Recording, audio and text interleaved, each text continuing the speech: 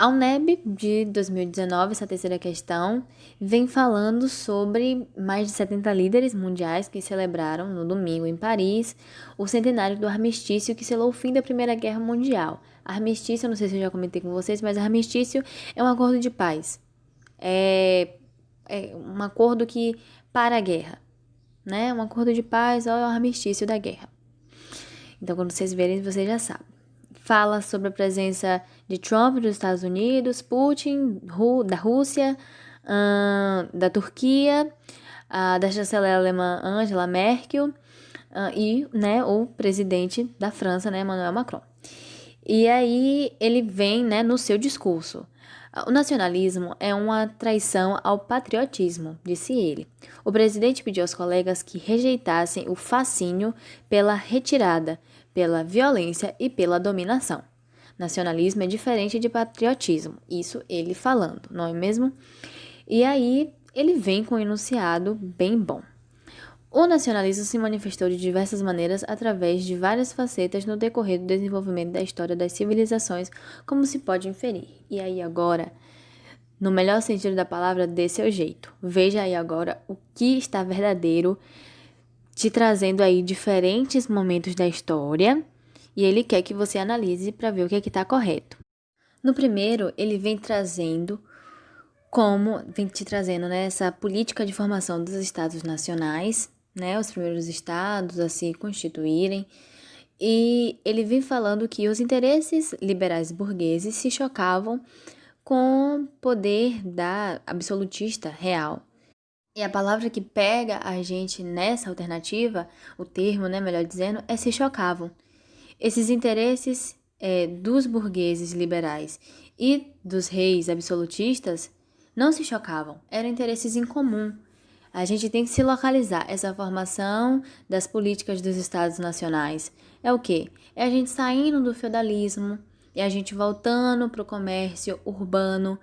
Então a gente tem aí os reis querendo agora centralizar o poder, porque até então no feudalismo a gente tinha a imagem do rei, a igreja no pedestal, ainda tinha o seu feudal, então era um poder descentralizado. Então agora os reis querem tomar de volta as rédeas do poder da sociedade no geral, igreja, comércio, leis, tudo. E esses burgueses que começaram ali tímidos no burgo, começam agora a tomar gosto. E eles querem agora expandir, querem vender, eles querem cargos, né? Eles querem títulos que poderiam ser comprados, títulos de nobreza. Então, são interesses incomuns. Aí é que ele pega a gente nessa questão de se chocavam. Na alternativa 2, ele vem falando sobre a Itália, sobre esse renascimento cultural da Itália, que nos remete aí à mesma explicação da questão 1, da alternativa 1, esse renascimento das cidades, do comércio, consequentemente da cultura, que na Itália reforçou a identidade cultural, levando ao processo de centralização política, criando condições para expansão econômica. Prestem atenção que lá no enunciado, ele vem falando que nacionalismo é uma traição ao patriotismo. Patriotismo vem de pátria, não é?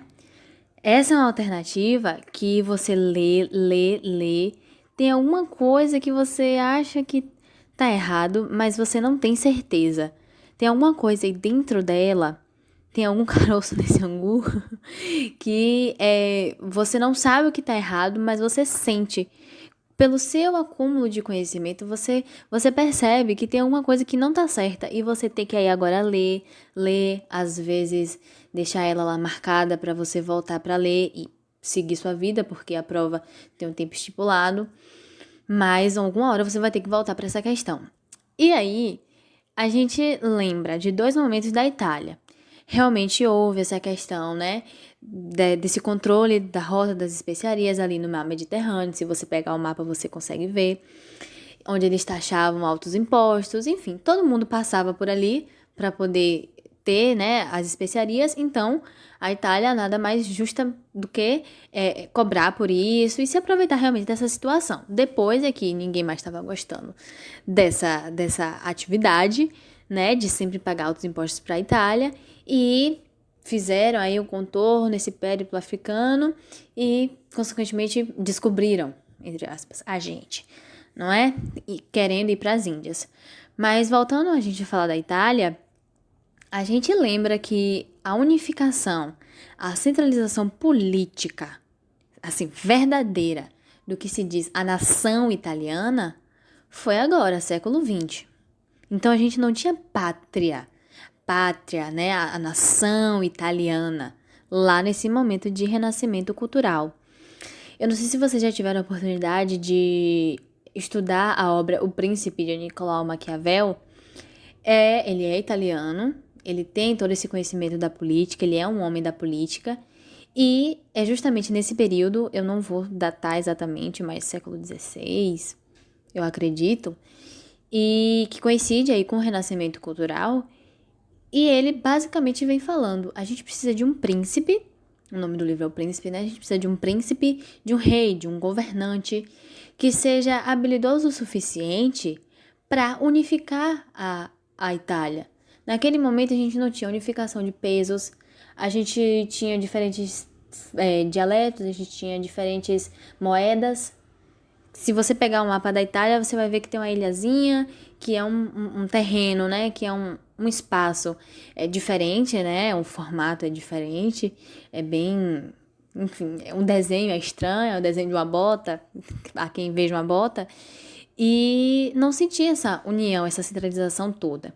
Então a gente fica aí com o pé atrás nessa questão por conta dessa palavra centralização política. No momento desse renascimento, dessa saída do feudo, houve realmente, né, esse impulsionamento para um comércio, né, para uma unificação. Mas centralização política verdadeiramente é aqui, antes da Primeira Guerra Mundial, tá bom? Alternativa 3. No conflito entre o Império Napoleônico, que buscava submeter os povos livres à França imperialista, com a Inglaterra defensores dos princípios democráticos da autodeterminação dos povos.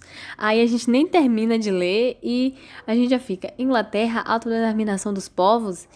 Autodeterminação dos povos é um termo que a gente só vai ouvir aqui, bem aqui na frente, quando a ONU fala sobre isso.